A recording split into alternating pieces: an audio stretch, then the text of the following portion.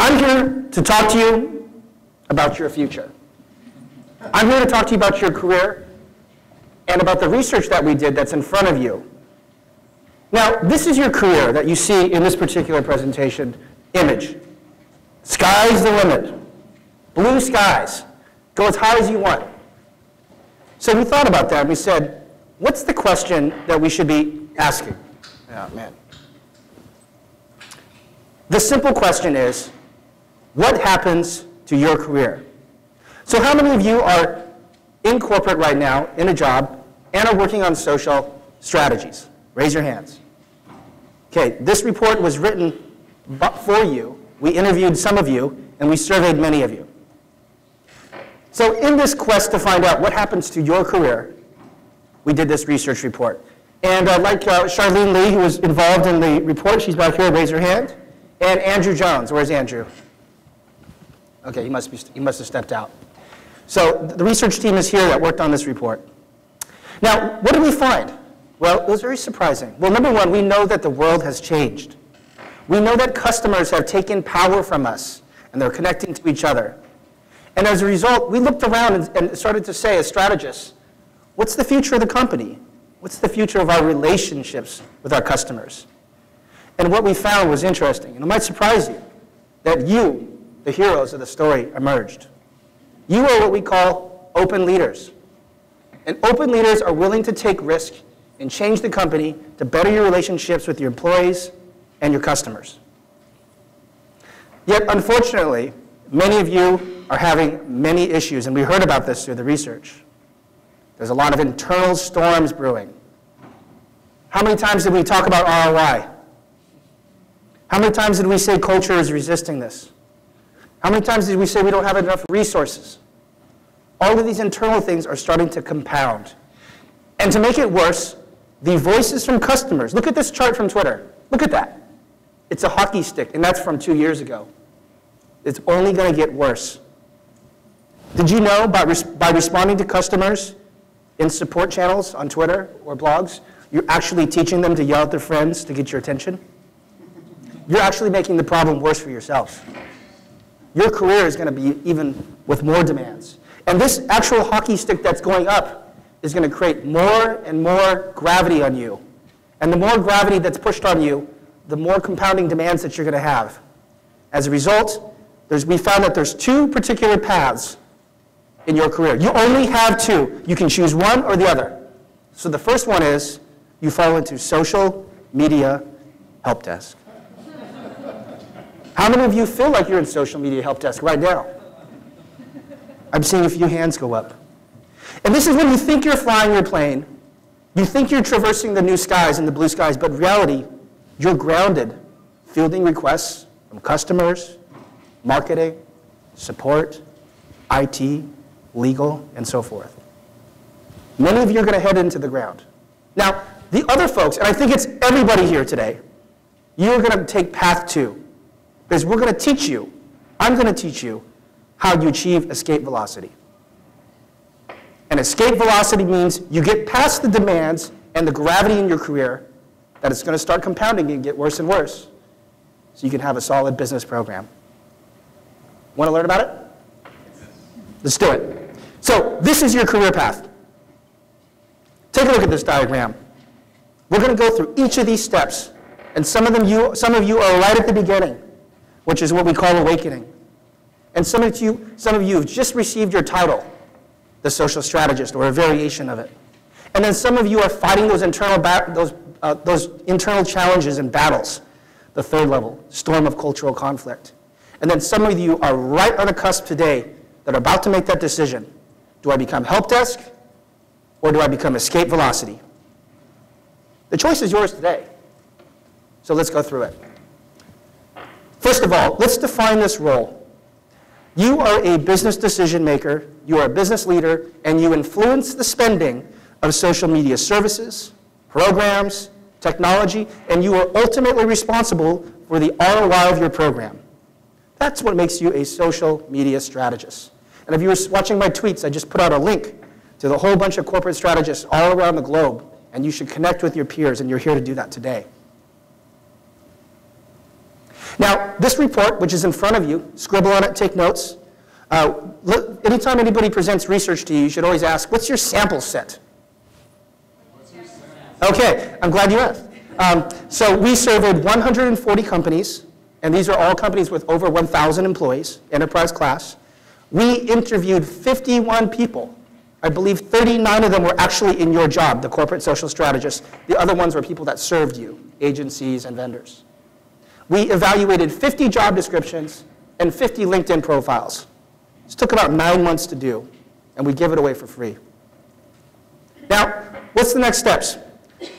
Let's talk about your awakening. You are heroes.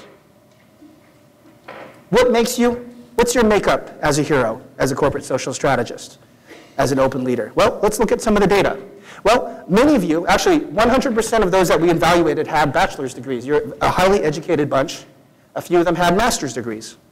And we found out that the majority of the degrees were actually in communications, marketing, or business. And communications can mean English, PR types of degrees, or anything related to communicating. So communication is a core part of your backbone. Next, you're young. You're a young group. In fact, the average working time was about 13 years in the workplace. Very young group. And this poses some real opportunities and some real challenges. Number one, the opportunities, you're a go-getter. This is an average and aggregate. So it means you just really got into your career and you want to make some changes. You're ready to lead the charge. Yet, on the other hand, the executives may not respect you, and you may not have that business clout to lead forward. What's interesting is a lot of people actually were focused on digital, and many have backgrounds in the web in the last wave about 10 years ago, just got their career started. So you're a young group, ready to make some changes in your career. Now what's interesting is the requirements in the job description said we only needed people to be working for 6 years, but the average was nearly double that. So you exceeded the expectations of the hiring managers.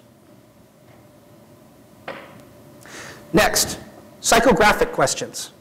And we allowed the participants to answer up to 3 different questions. So this is why the numbers add up to be more than 100%. But we said, what makes you, social strategists, successful? And you told us, the survey you told us, is that I am multidisciplinary and I wear many hats. So you're willing to do a lot of different jobs around the corporation. Number 2, you're willing to take risks. You're willing to stick your head out. In fact, the terms that we heard in the actual interviews were over and over, I'm willing to take calculated risks. Number 3, and you probably are already feeling this, I can rally different stakeholders from around the corporation. You know, it's really interesting. Your job is horizontal. You serve the entire company, the entire enterprise, as well as all your customers.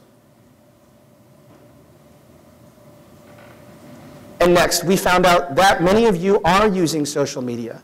And so we did look at who was on Twitter, and 100% of you were on Twitter in our sample. And the average follower count is pretty healthy, about 3,000. The median was 745. But Scott Monty threw off the curve. Somebody tell him he's an outlier. So we did talk to it. So I also want to point out, in the interviews that we researched, we didn't just research the famous social strategists like Scott Monty and Frank Eliason and Lionel at Dell and Shiv at Pepsi. We looked for people that didn't actually have notoriety because we know that this role is sometimes behind the scenes. So we did look for that balance. And next, if you want to find these strategists, I've been chronicling this particular list, and this is the link that I tweeted out, this list of the corporate strategists in 2011. And when I first started this list, people said, Jeremiah, what are you doing? You're exposing these people, and they're going to get hit by vendors. And I said, well, they already are, and everybody's opting in the comments. So if you want to be on this list and you meet the criteria, you're on the buyer side and you're in an enterprise class corporation, I will add you. And what's amazing is this has started to grow and grow and grow. And there's over 200 people on this list now from all around the world of people in your actual role. So this is a total career opportunity. And there's job descriptions that are built just for your particular role. So that's you, the awakening. That's your makeup.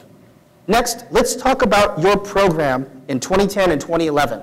And as we do this study every year, we'll be looking at the metrics and then how your budgets are changing and what you're spending. So, about your program. The ascension of the strategist. This is when you get your title, you get your budget, and you get your program. You're getting ready to roll. So what does it look like? Well, number one, these programs have been around for just about 24 months. This is early, folks. If you are involved in rolling out social media at your company right now, this is like rolling out the internet website in 1997. You are all pioneers if you're in this room right now. This is so early. I think we have another 7 to 8 years of solid growth. We are early.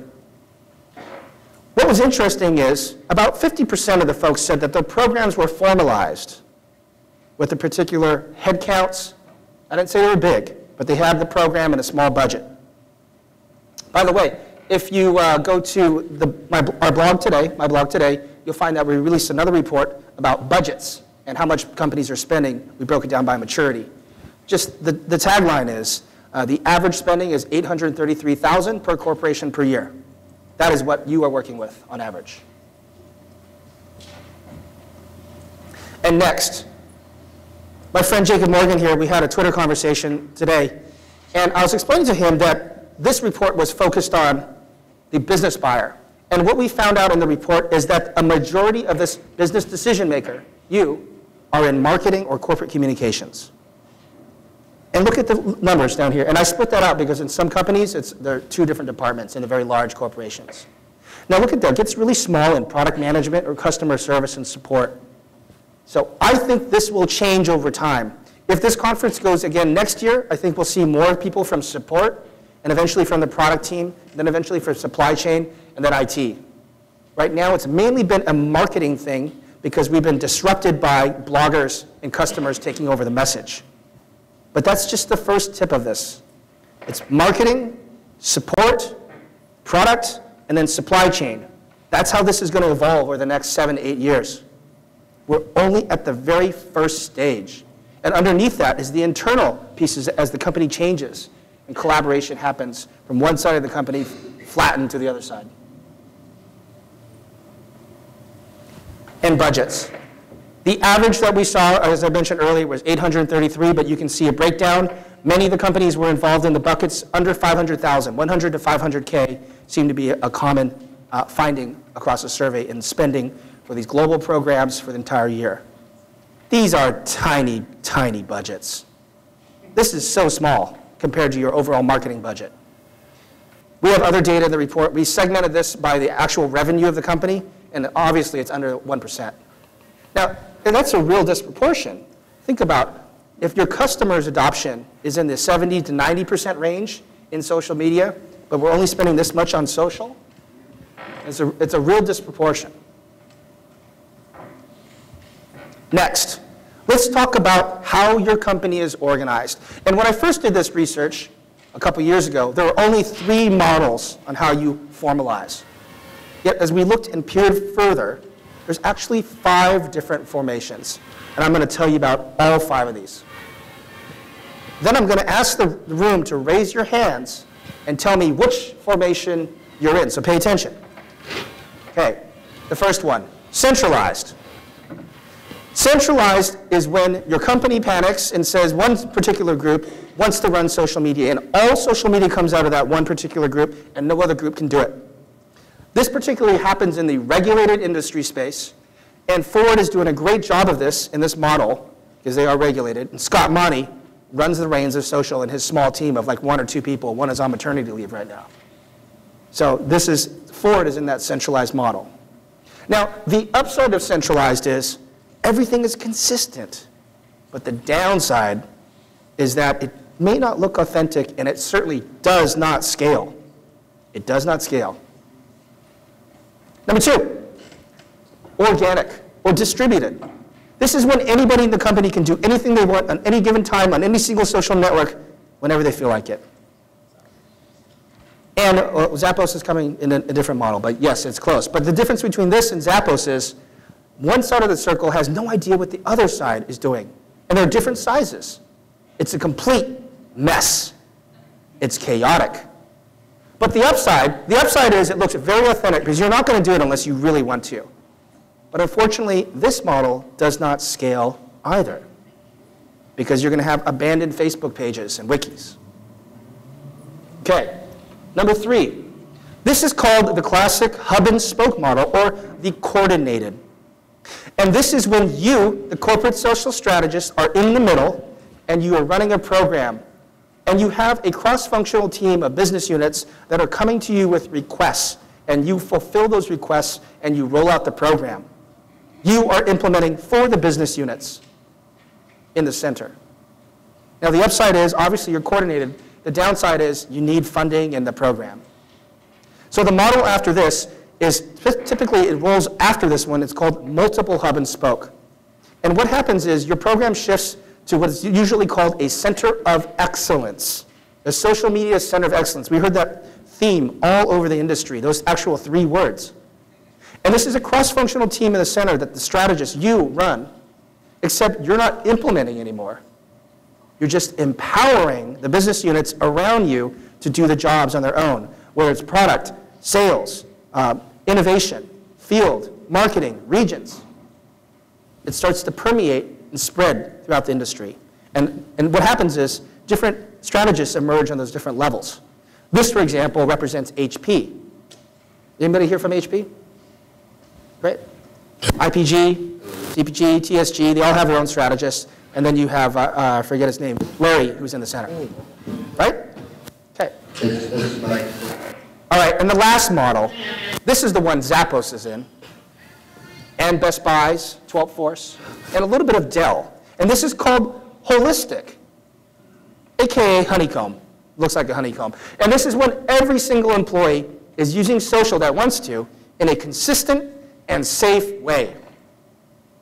Best Buy, 12th Force, has 4,000 plus blue shirts that are responding on Twitter.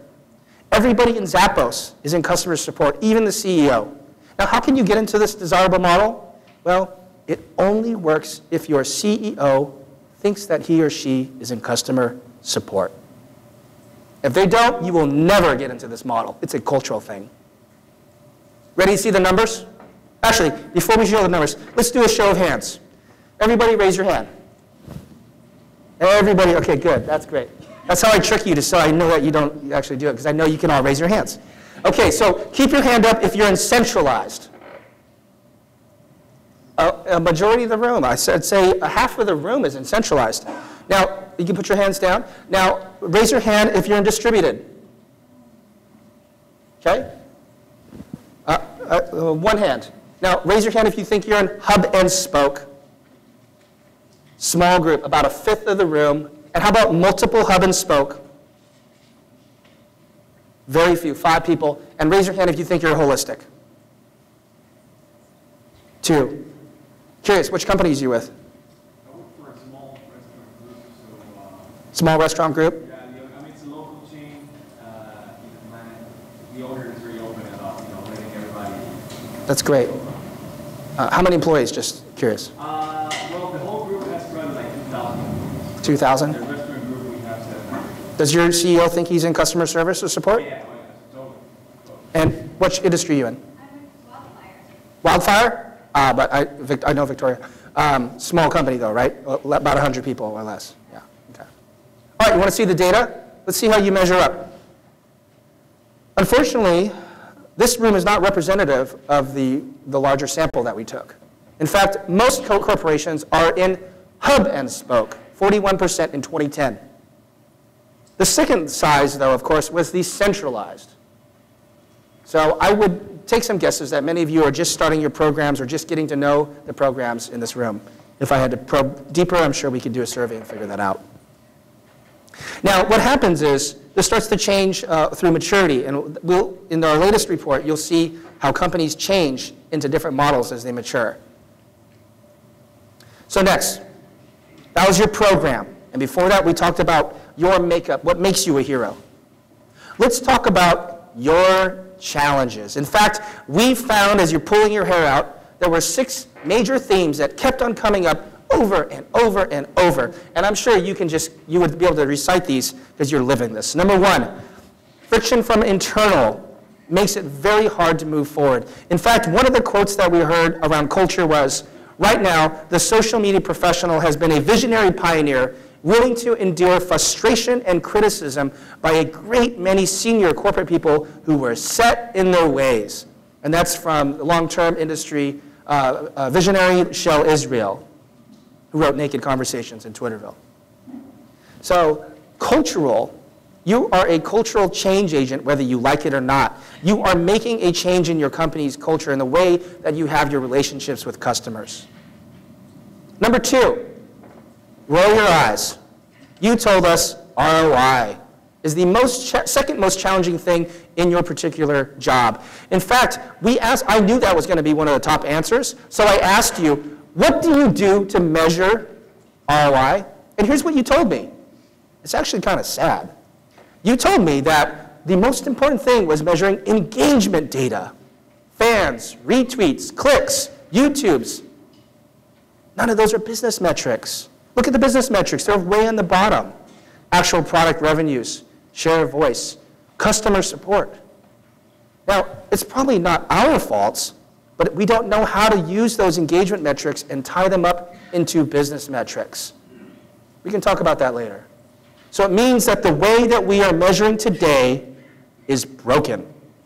If you are giving engagement data to executives, you are doing it wrong. That's the last data you should give to executives. Executives only care about 3 types of data: revenue, share of voice or sentiment, and then reduced costs or customer sat. You need to create formulas using engagement data to serve up those 3 metrics. Don't give executives Facebook fan numbers or Twitter followers, because then your business goal becomes Facebook fans and Twitter followers, and that's not a business goal. Number 3, this is a tough job. We're serving the entire enterprise, the whole corporation, but we have a team size of about 3 to 10. It's small. So we heard budget and resources. It's not well understood, so it's not well funded. And the numbers that we looked at, it actually indicates that is true. And that was a quote from a director of social media and community. Number 4, do you know how many vendors there are in the space? I'm going to throw out some numbers. There are 150 brand monitoring companies, says Ernst & Young. Ken Burberry says that. He has a wiki. There's 125 community platforms. There's over 4,000 Facebook developers. There's 28 social media management systems. You see what's happening? The injection from VC money and low barriers to entry and people in a recession and innovating has created a Cambrian explosion of vendors. There's thousands of vendors out there, and they all have different UIs, pricing models, APIs, and management teams. It's confusing, let alone the different APIs that Facebook, Twitter, and MySpace all provide. These are all very confusing in a fast-changing environment. It's really hard this is what one strategist said at a software company in San Jose. It leaves my head spinning, is what she said. So all of these things make it very difficult, especially when these companies change on a whim and the APIs change on a whim. It's challenging to keep up with these things. Number 5, some of you may not have experienced this yet, but you will. So the people that are telling you that your programs are not going to work, or this is not the way we do things, and are against your changes as a hero, will see you as a threat. But as soon as your programs become successful, guess what they want? They want your program. In fact, this quote from a director of corporate communications and social media said, "They will get slings and arrows in the front from customers and from the back from colleagues as social challenges the status quo and existing positions." So as you start evangelizing the company, throughout the company, recognize that those that may disagree with you may want a piece of your program later. And number 6, we saw that graph from Twitter. The amount of data is compounding. In fact, one social strategist told me, we are getting 4 to 5 more times requests from business units this year from last. And I think it's only going to get worse. In fact, there was one interview that was ended abruptly because the strategist said, there are 2 people standing in front of my office demanding Facebook pages. I gotta go, Jeremiah. Because you know what happens if that social strategist doesn't give them the Facebook pages, right?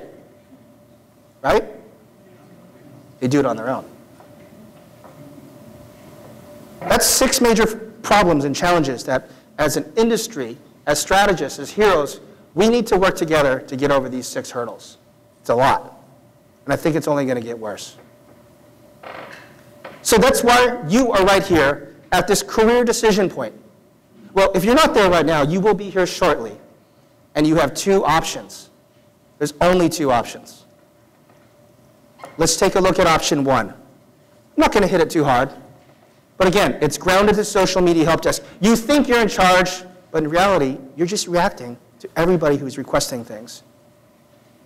The more we respond to customers on direct one-to-one social media, the worse this is going to get.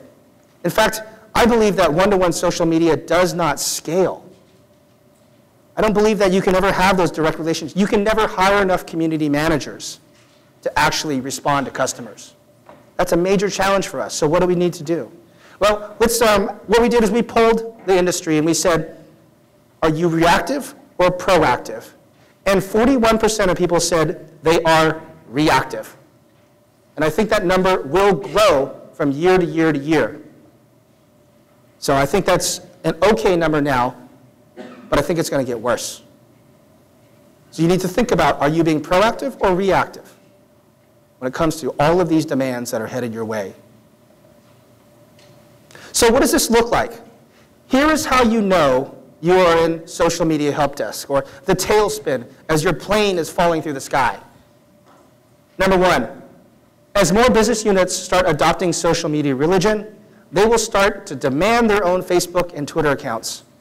And number 2, if you do not comply, and this was an actual quote, Facebook strategy, this is from a business unit, it said, give me my Facebook pages, or I'm going to have my niece do it. That was an actual quote. So these tools are very easy to adopt and for everybody to do. Now, if that actually happens and you don't get ahead of that demand, you have to clean it up later anyways. This is a problem. And this doesn't even include the amount of customer requests that are going to start coming in social channels. We've seen that companies like Dell, I was just at Dell on Monday, they launched their social media command center, which is a listening station with Radian 6, and they actually have screens, and they had 2 dedicated people focused on this.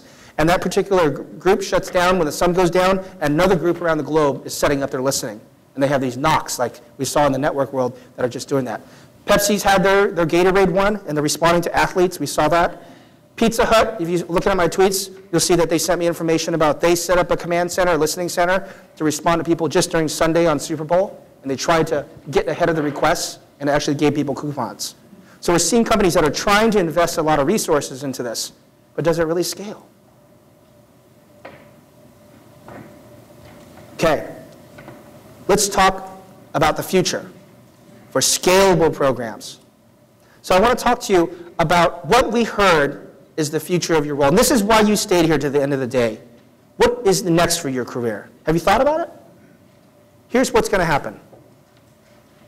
Many of you who get out of social media help desk, and I know you all will, I know you're going to be successful in scale. You will achieve escape velocity. Now, there's a downside and there's an upside.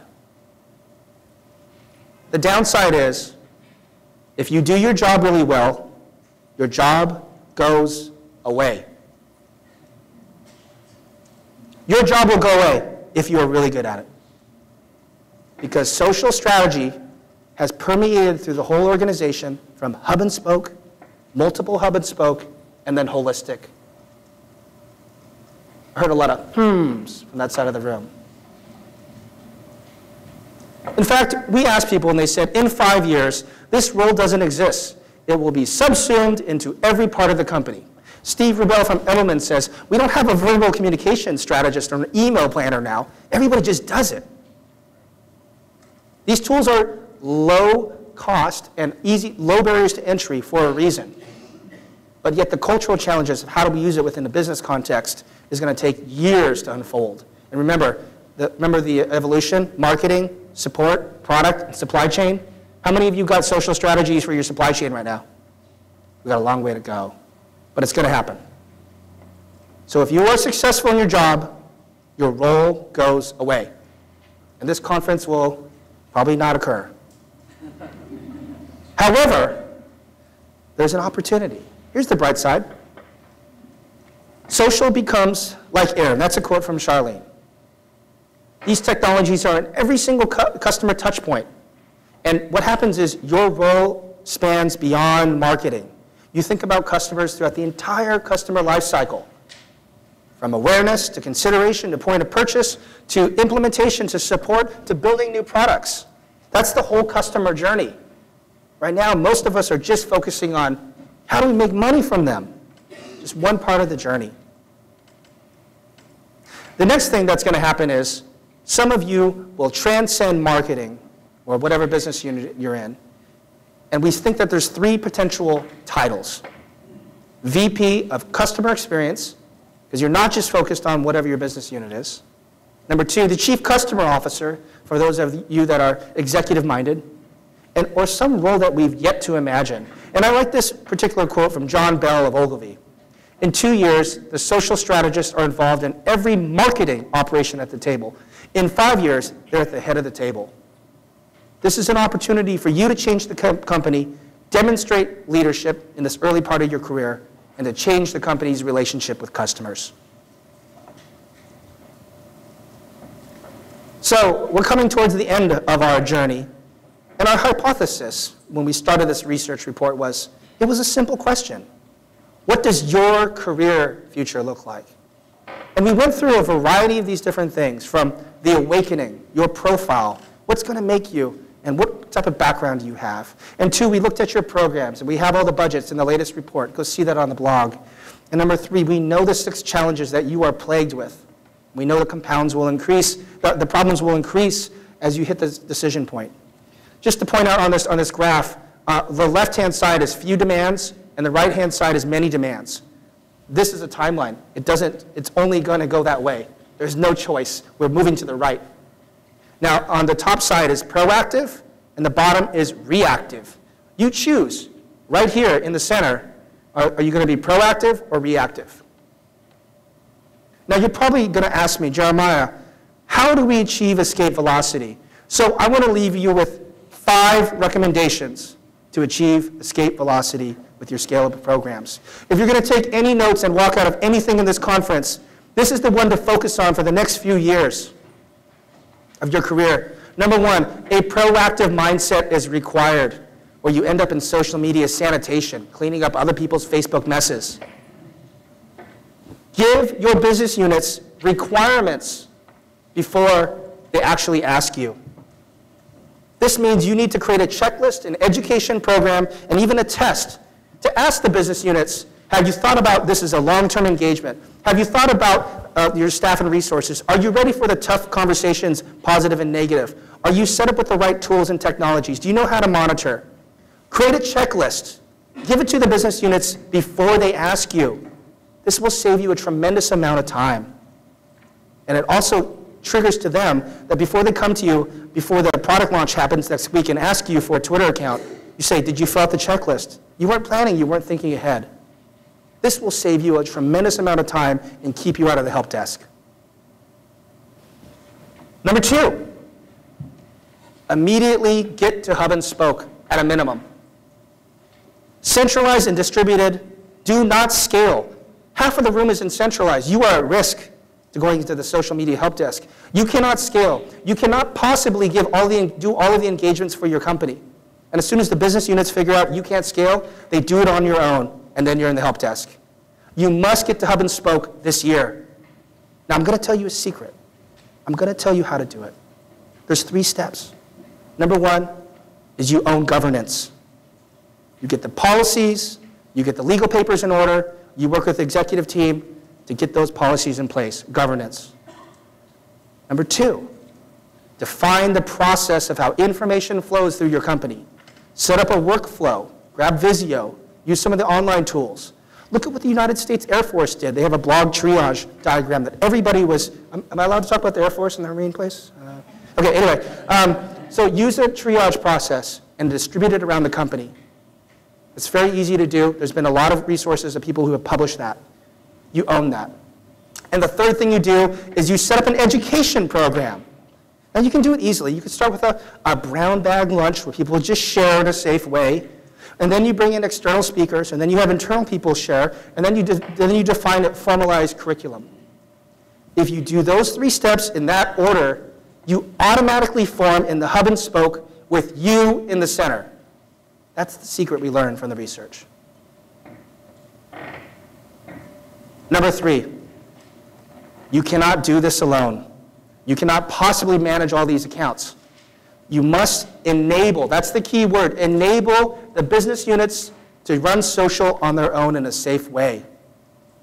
You must teach them how to do it, show them where the lines are, show them where the parallels are, and so they know how far they can go from left to right. And then you let them do it because you can't possibly do that. There's a lot of tools available, workflow tools, social media management systems, brand monitoring. There's a lot of things you can do to enable them. But remember, you can't do it all. And then also, in your go-to-market, think about scalable programs. Do you remember when I said that one-to-one social media does not scale? It doesn't. So you have to use the crowd. Launch advocacy programs. Launch communities. Buy a social media management system, one that will manage your thousands of accounts, maybe 10,000 in a few years. There's a whole list on my blog. You can Google SMMS and my name, and you will see that list of all the vendors. There's 28 right now.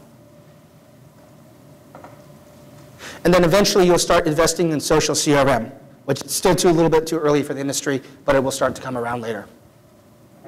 Remember, dialogue one-to-one does not scale. Invest in these scalable programs.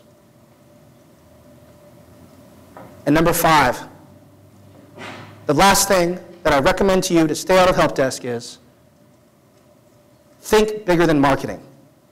The duration of your role is limited, so you need to think about product, support, innovation, how these tools work with your partners. These are the things that will help you to scale and grow your career so you can move into that next position.